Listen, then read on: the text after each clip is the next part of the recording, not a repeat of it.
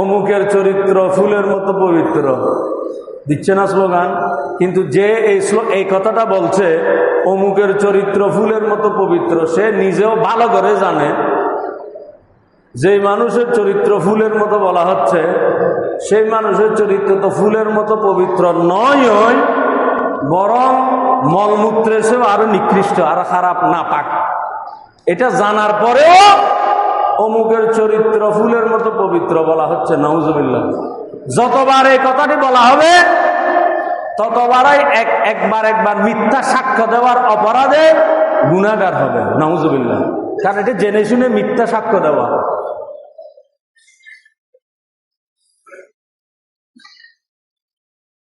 এদের প্রেমে পড়ছে কি জন্য? দুনিয়ার কিছু স্বার্থ, দুনিয়ার কিছু পদ পদবী। এই দুনিয়ার কিছু পদ পদবীর জন্য, দুনিয়ার কিছু স্বার্থ হাসিলের জন্য যারা নীতিবান নয়, চরিত্রবান নয়, আল্লাহওয়ালা নয়, ন্যায়বান নয়, ন্যায়নিষ্ঠ নয়, তাদের প্রেমে পড়ে যাবে, কিন্তু আল্লাহর কথা ভুলে যাবে।